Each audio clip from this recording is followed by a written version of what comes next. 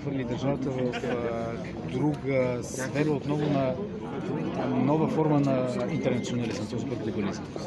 45 години промива се мозъка на българското общество, за да забрави всичко, например, свързано с Добричката епопея и Тутраканската епопея, бяха абсолютно забранени. Те не се споменават. Никой не знаеше какво и защо се случило. Дори разказите на Йовков, които аз съм чел и учил като ученик, около 89 година, там всичко се казваше, би сражавали срещу врага. Кой е врага? Ясно трябва да бъде споменат. Така както бездуховните ни политически ръководители в момента, когато отбелязват служението на България, например Турско, или годишното вестник на Цюлевски, като някой казват честването на тези такива има. Те не казват срещу кого се борили тези хора. Така както не се казва срещу кого се борил апостол Българска свобода, така както не се казва срещу кой е Пилско въстание, Елинско гражданско въстание.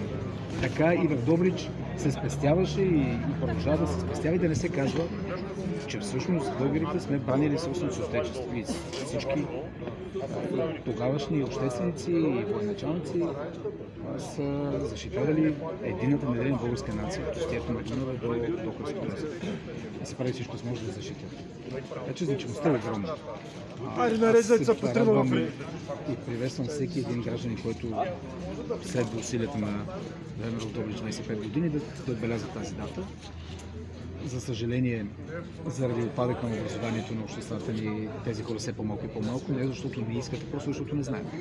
Ако сега с вас се разходим, като гледам и двама ви, колко сте млади, ако се разходим сред вашите браслеци и ги попитаме какво се случва в тези годишни, сега без да ви засягам по някакъв начин, но мисля, че рядко и трудно ще срещне хора, които да проявяват други исторически интерес. И това не е случайно, това е целенасочено.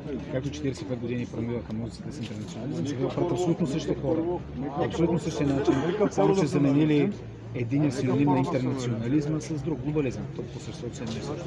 И двете идеологии са безнационални, антинационални, и двете идеологии целят единствено нещо да разградят националните общества, да разградят семействата, да разградят нациите, да превърнат гражданите ни в аморфни маси от потребители, които не са сигурни не само в своя род и език и произход, не са сигурни в това каква е тяхната национална, етническа, религиозна и дори сексуална принадлежност.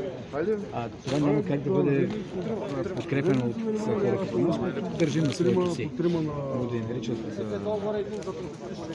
така да кажа, назадничави или ретроградни, това са обръците към нас.